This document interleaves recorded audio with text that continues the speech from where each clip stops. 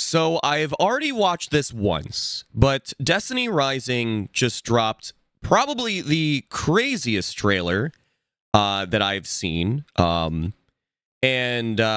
so we're going to watch this. We're going to react to this together, and then I am going to give my thoughts on this after, because there's a lot to talk about this trailer. It's not just a welcome to Destiny Rising kind of trailer. This is Threats from Beyond teaser. So this is something for the future, like content for the game. And yeah, so let's check this out right away.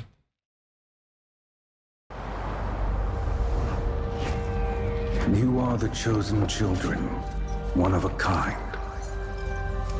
Generations ago, you indulged in its gift. Gotta say, the cinematics look really nice too. Like this Basked in the glory this looks power great. brought. There's the temple, the Iron Temple. I don't know what I don't. Maybe Clovis kind of play. Oh yeah, this is that one area. Forgotten the story. But yeah, it's basically a space shuttle area. There's that other new character, Stella. Can let you soar freely. And, like, listen to the dialogue. So too can it drown you. Like, that's the main thing. Also, this You were tricked. Crota's Throne World. I have traversed the spectrum of time, searching for that sole possibility. Yep.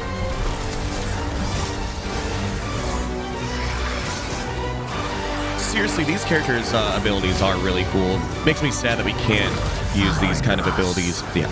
Listen. It is not over. You hear that? Even the beginning of the end. No, it is but the end of the beginning. Therein lies the path to salvation. There's the words. For the word. The very specific word. Yeah, okay. So,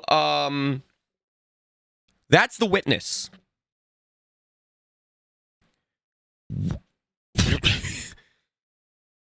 You know, now? Already? Like, I mean, I kind of assumed that there would be that, I'll just kind of put this on loop in the meantime. I kind of assumed that was going to come into this game, that plot line of, with the witness or whatever, because this is like it's a different time. It's like way, way in the past, way before Destiny 1.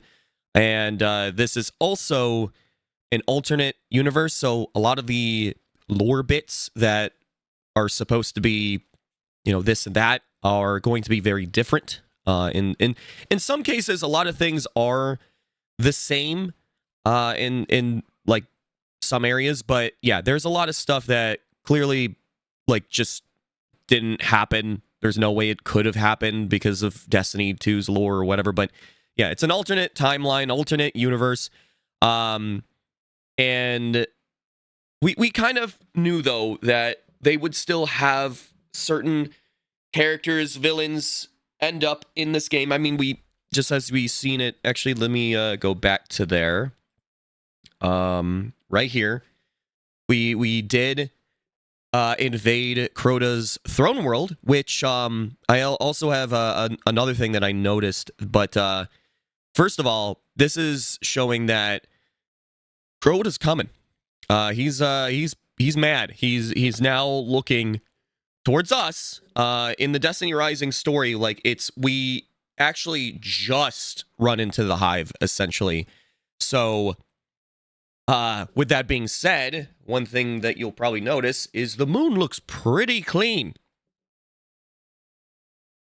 That means the pit's not there. So obviously we're going to see Eris most likely and her fire team show up in this game if they know how to do nostalgia bait really well, which they are already.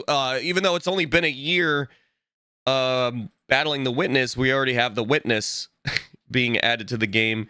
But I mean, it's clearly the Witness. I know that, like, you could sit there and be like, oh, it's come on. Already? They wouldn't do that. Salvation, the different voices and stuff. Yeah, they know what they're doing.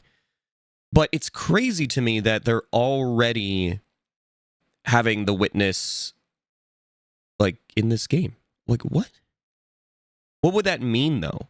Because the other thing is would assume, because the moon looking fine, is we are not even at the worst timeline of Destiny's history where, yeah, like the hive attack and the great, just everything going horribly wrong, basically, in the Destiny universe. So I'm wondering if that's going to be a large plot point with the Destiny Rising, because it's threats from beyond, which obviously means just a lot of things. Also, when they do this, I don't know for sure, but I think that's Savathun right there.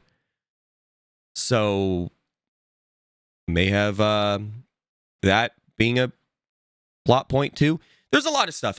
So I have been playing Destiny Rising. I actually been playing it pretty much. I'll at least log on, just get my login stuff. But I'll play at least like once a week or something like that, and use up all my energy and stuff. It's actually not a bad game. I know that it's a gacha game, but it's really, really generous. A little too much, because I heard that for a gacha game, they still made a pretty good profit, but not as much as you would assume for a gacha game. And I think the main thing is because the game is, as I mentioned, very, very generous. Like, you really don't need to be spending money.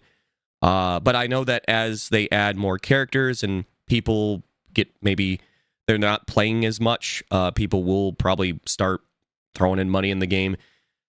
But everything else around this game, outside of the gacha systems, it's pretty good. For a mobile game, it sucks that it's not on console, which I still wonder if they're ever going to be making that conversation, or if I still wonder to this day, like, what if like Bungie told NetEase that they can't release the game outside of mobile? That would be really, really scummy, because like that would show that like Bungie's insecure about the idea of Destiny rising, pun intended, above Destiny 2, which as of right now, it's like so far what I've played with the story, it's got some potential.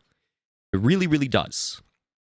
So I don't know, but I don't know if they're gonna just have us battle the Witness already, or if this is just like the teaser of the idea that the Witness understands, like, oh, we're there. So this might be like multiple years till it gets to that point, but because I don't know what this means, but like this trailer, in the sense of like content for the game, but I'm going to safely assume that it's talking about like the next big story, with missions and stuff. But we do know, as I said, like they show it here, is Crota's fleet, like now starting to grow, and they're starting to go after us. So I do understand that that's going to be something. So I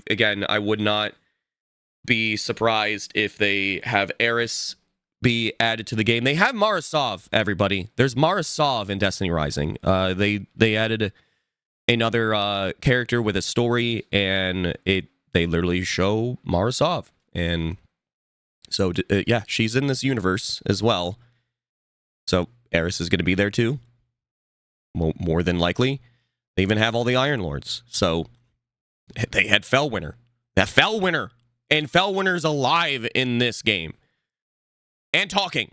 Like, it's crazy that this game is going to definitely, which they're already doing it now, is do a lot of nostalgia bait to get people to want to, buy into this game, to play it, whatever. Because I sat there and said they could even give us Cade as a character that you can play as. Like I said, Eris, Mara Sov, any of the Iron Lords. Like, there's already, like, I guess, data mine stuff of getting the original Guardian that used Last Word is going to be a character, which everyone was thinking was going to be Shin Malphur, but no. The other thing that I want to be curious about, though, is are they going to give us darkness abilities, guardians, weapons and stuff? Like, are we going to have that as well?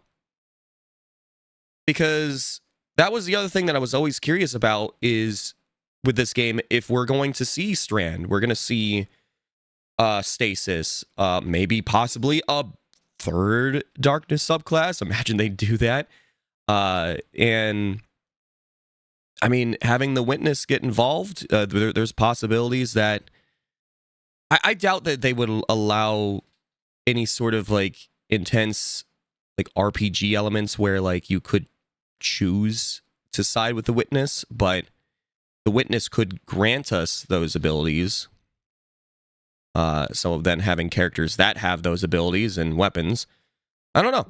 But this is, again, I just wanted to share this because I watched it already and yeah, it was shocking. It was absolutely shocking to watch this because I just expected this just to be like a, hey, cool cinematics with whatever, nothing more than that. But no, it was definitely way more than that. So, yeah, you know what?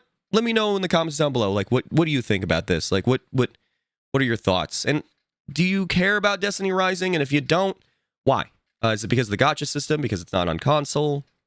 And if you do like it, you can let me know as well. Like, what do you like about this game? Because, as I mentioned, I'm enjoying it. I don't think that it's like oh my gosh, this is totally going to replace Destiny 2 entirely, but it's got its potential. So, yeah. Regardless, thank you so much for watching. I hope you have a chibi-tastic day, night, evening, wherever you are, and I'll see you in the next video. Chibi out.